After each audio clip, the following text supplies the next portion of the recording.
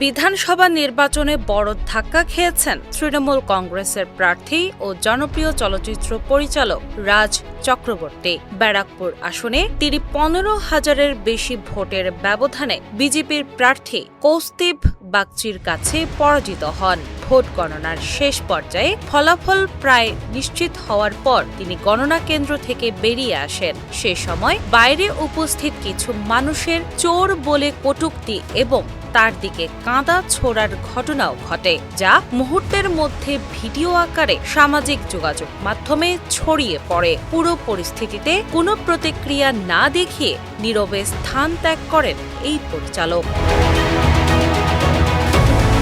এই ঘটনার পরপরই রাজ চক্রবর্তীকে ঘিরে রাজনৈতিক অঙ্গন ও বিনোদন দুনিয়ায় শুরু হয় ব্যাপক আলোচনা সমালোচনা। কেউ এটিকে নির্বাচনী পর্যায়ের স্বাভাবিক প্রতিক্রিয়া হিসেবে দেখছেন, আবার কেউ বলছেন এটি রাজনৈতিক উত্তাপেরই বহিঃপ্রকাশ। তবে এই বিষয়ে রাজ চক্রবর্তী এখনো প্রকাশ্যে কোনো বক্তব্য দেননি। এরই মধ্যে মঙ্গলবার সকালে সামাজিক যোগাযোগ মাধ্যমে একটি পোস্ট দিয়ে আলোচনায় আসেন তার স্ত্রী ও জনপ্রিয় অভিনেত্রী শুভশ্রী গাঙ্গুলি। তিনি রাজ চক্রবর্তী ও তাদের সন্তানদের সঙ্গে তোলা কিছু ঘরোয়া ছবি শেয়ার করেন।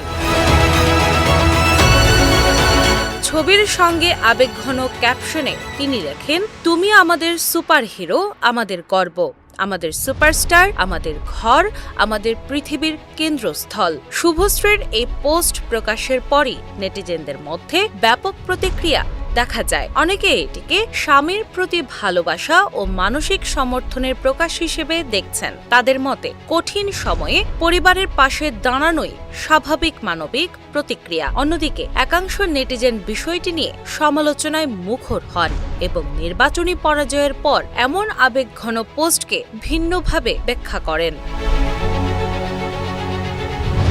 উল্লেখ্য, চলতি বিধানসভা নির্বাচনে পশ্চিমবঙ্গ জুড়ে 294টি আসনের মধ্যে 293টির ফলাফল ঘোষণা করা হয়। এতে বিজেপি 206টি আসনে জয়লাভ করে এবং তৃণমূল কংগ্রেস প্রায় 80টি আসন। নির্বাচনের এই ফলাফল প্রকাশের পর থেকেই রাজ্যের রাজনৈতিক সমীকরণ এবং তারকাদের অংশগ্রহণ নিয়ে নতুন করে আলোচনা শুরু হয়েছে, যার কেন্দ্রবিন্দুতে এখন রাজ চক্রবর্তী ও শুভশ্রী গাঙ্গুলির এই ঘটনা।